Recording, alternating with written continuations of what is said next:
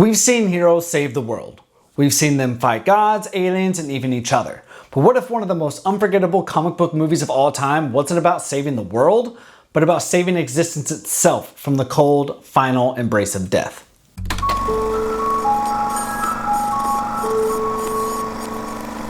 The story is Blackest Night, and it has every ingredient needed to become the greatest comic book movie ever made.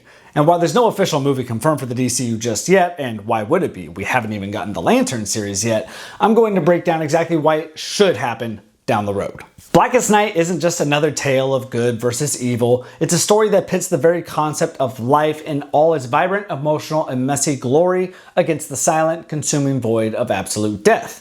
The narrative is so immense, so thematically rich, and so visually spectacular that it doesn't just ask to be put on screen, it demands it. So forget what you think you know about superhero cinematic events. Blackest Night is something else entirely. It's a cosmic epic, a deeply personal story of grief, and a terrifying horror movie all rolled into one. Today, I'm breaking down why this iconic 2009 DC storyline has everything it takes to be a game-defining masterpiece. So, quick catch-up. What exactly is The Blackest Night? The story from the legendary run by writer Geoff Johns and artist Ivan Reis is built on a dark prophecy. For ages, the Guardians of the Universe, the little blue guys who started the Green Lantern Corps, have feared a war of light. They predicted their own corps, powered by willpower, would clash with new armies fueled by other emotions from the emotional spectrum. Think of this spectrum as the livelihood of DC Comics. You've got the green light of willpower, yellow for fear, red for rage, violet for love, blue for hope, indigo for compassion, and orange for avarice. Each has its own Lantern Corps, its own philosophy, and its own unique powers. But the prophecy warned of something far worse waiting in the wings, the Blackest Night. This is where the ultimate villain, Nekron, steps in. Nekron isn't just some bad guy, he's the literal embodiment of death, an ancient force of nothingness that existed before life began. His goal is simple and terrifying: to extinguish all life, all emotion, returning the universe to the silent, peaceful void it once was. To do this, he creates his own army, the Black Lantern Corps. He sends countless black power rings screaming across the cosmos, but they aren't looking for worthy hosts, they're looking for the dead. Deceased superheroes and villains are ripped from their graves, not as mindless zombies, but as horrifyingly intelligent, cruel revenants. They remember everything, they have their powers, but they're twisted into monstrous puppets for Nekron. Their mission is gruesome: rip the hearts out of the living. The final surge of emotion from their victims is what fuels Nekron, allowing him to cross over into our reality. Suddenly, the DC heroes aren't fighting alien fleets or scheming tyrants, they're fighting their fallen friends, their dead parents, their lost loves, and their greatest defeated foes, all brought back as weapons of psychological torture.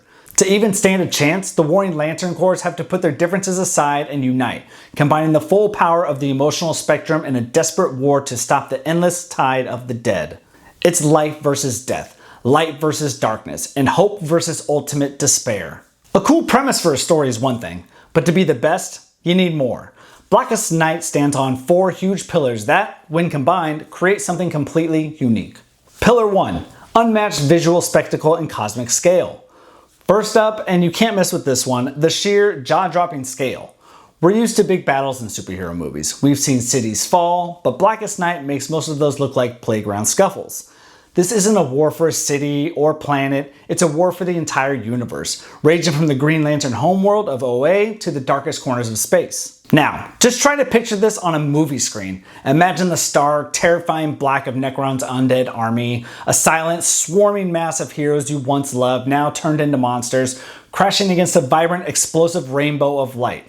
The emerald constructs of the Green Lantern Corps, the burning crimson of the Red Lantern's rage, the brilliant blue of hope, and all these forces clashing in a cosmic ballet of color and chaos. The original artwork by Ivan Reis is legendary for a reason. It's a perfect cinematic blueprint. This would be a visual feast. Think of some of the grandest battles we've ever seen on screen, from Star Wars or Lord of the Rings, but infused with the raw, imaginative power of the Lanterns. We'd see Hal Jordan leading a charge of thousands of Green Lanterns, while Sinestro's Corps creates nightmares out of yellow light. We'd see the Atrocitus vomiting streams of pure red rage. It's a painter's dream and a cinematographer's playground, promising a spectacle that would be burned into your memory. On to Pillar 2, a masterclass in thematic depth. Now, awesome visuals aren't enough.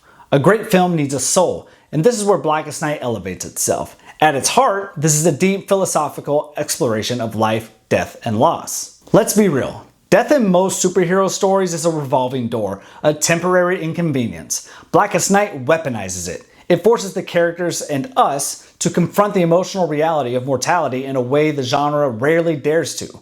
The Black Lanterns aren't just monsters. They are walking, talking trauma. Imagine Barry Allen, the Flash, having to fight the reanimated corpse of his own mother. Imagine Superman facing a twisted version of his dad, Jonathan Kent.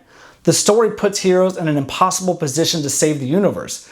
They have to destroy the people they love most. That's the emotional core. The Black Lanterns know exactly what to say to inflict the most pain, taunting the living with their deepest regrets and secret fears. This isn't a fight you can just punch your way out of.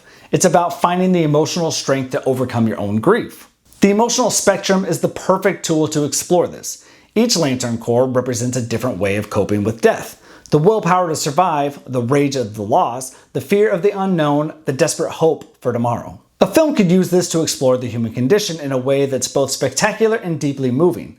It asks the audience, when faced with the absolute end, what emotion will you choose? If you're digging this deep dive into Lantern lore, make sure you subscribe for more breakdowns like this. And that brings us to the third pillar, the one that really makes the story stand out. It is a straight up horror movie. If this movie gets made, it will be a horror movie, or at least it should. And not the fun, campy kind. This is a dark, gothic, and emotionally brutal horror that the story fully embraces. The Black Lanterns are terrifying because they're intelligent, cunning, and unbelievably cruel. Their signature move of ripping the heart from a victim's chest isn't just for shock value.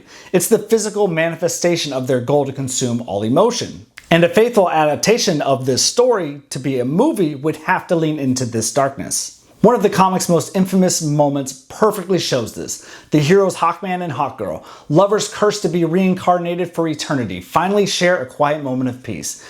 Just as they do, they are ambushed and brutally murdered by Black Lanterns. Their hearts are torn out, and moments later, they rise as Black Lanterns themselves. Their eternal love story twisted into an absolute nightmare. It's a shocking, tragic scene that proves the story won't pull its punches. A Blackest Night movie could blend high-octane superhero action with the suspense and dread of a top-tier horror film.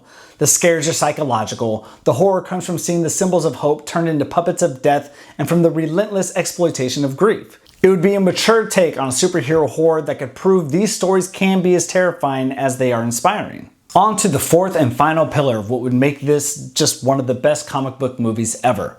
So to do that, let's talk about the characters. Because an event this massive forges heroes in fire. They aren't just tested physically, they're tested emotionally and spiritually. This is the kind of crisis that forces characters to evolve. Heroes have to team up with villains. Villains have to decide between their own greed and the survival of everything. The story is a natural catalyst for incredible character moments. Sinestro, Hal Jordan's arch-nemesis, is forced to fight alongside the Green Lanterns to save a universe he wants to rule. Larfleeze, the lone Orange Lantern who wants everything for himself, has to learn that maybe, just maybe, he has to share. These alliances are born of pure desperation and create some of the most compelling interactions in DC history. This is also why Blackest Night is the perfect blueprint for a true cinematic universe event. Unlike some crossovers that feel like a contractual obligation, this story provides an organic reason for everyone to be involved. Death is the one great unifier. It comes for everyone, from a street-level vigilante in Gotham to the cosmic gods. Every single character would have a personal stake in this fight because every character has lost someone. It's not just another end-of-the-world plot, it's a deeply personal apocalypse for everyone. Now that we've discussed those four pillars of what makes this such a great story, we need to move on to the massive challenge of how hard this would be to adapt into a film. A common fan concern is that it's simply unfilmable, and if you tried to cram it all into one movie, they'd be right. It would be a confusing mess. The lore alone, from the 7 Lantern Corps to Necron's origins, needs room to breathe. The emotional arcs need time to land. The horror needs time to build. That's why Blackest Night shouldn't be one movie, it should be a 2-part epic. Part 1, The Rise of the Black, could play out as a galaxy-spanning horror mystery. The film would start with the first Black Rings appearing, bringing back smaller, then major dead characters. We'd follow heroes like Hal Jordan and Barry Allen as they investigate these horrifying resurrections, slowly uncovering the prophecy. This first film would set the rules for the Black Lanterns, show off their emotional cruelty, and build on the unbearable sense of dread. It would end on a devastating cliffhanger. the full-scale invasion begins, and Necron himself finally steps into the universe, revealing the true, hopeless scale of his power. The second film, and I'm just workshopping names here, Part 2, The War for the Light, would be an all-out cosmic war. With hope nearly extinguished, the survivors of the fractured Lantern Corps have to rally. This film would focus on the desperate alliances, the epic battles, and the reveal of the White Lantern Corps, the embodiment of life itself. As the ultimate weapon against Necron's darkness, the climax wouldn't just be a battle of power, but of ideology. The will to live versus the desire for oblivion. A two-part structure gives you the best of both worlds, the slow burn horror of the setup and the spectacular emotionally cathartic payoff of the final war. So what do you think? Could Blackest Night be one of the greatest comic book movies ever? Because personally, if you've read it, and I highly suggest, if you're watching this video and you haven't read it, you need to go read it. If you have read the comic though, what are moments from the comic that you think have to be in the movie? Let me know your thoughts down in the comments, and if you enjoyed this video, hit that like button and subscribe for more deep dives into the world of comics. To sum it all up, what would make Blackest Night such a powerful contender to possibly be the best comic book movie ever made is its raw ambition. It mixes the scale of a space opera, the depth of a philosophical drama, and the terror of a horror masterpiece, and the powerful character journeys of a classic hero's tale. It's a story that trusts its audiences to handle complex themes in a darker, more mature tone. It doesn't just ask, can the heroes win? It asks, what does it actually mean to be alive? In a genre that's often called formulaic, Blackest Night offers something different, something that could redefine what a superhero film can be. It's a celebration of life, emotion, and the defiant, colorful mess of existence in the face of a cold, silent end. It's a story that reminds us that even in the blackest night, the smallest spark of light, of will, of hope, of love, can make all the difference. So I'll leave you with this. Are audiences ready for a superhero movie this dark, this grand, and this emotionally honest? If they are, then the greatest comic book movie ever made might just be waiting in the dark, ready to rise.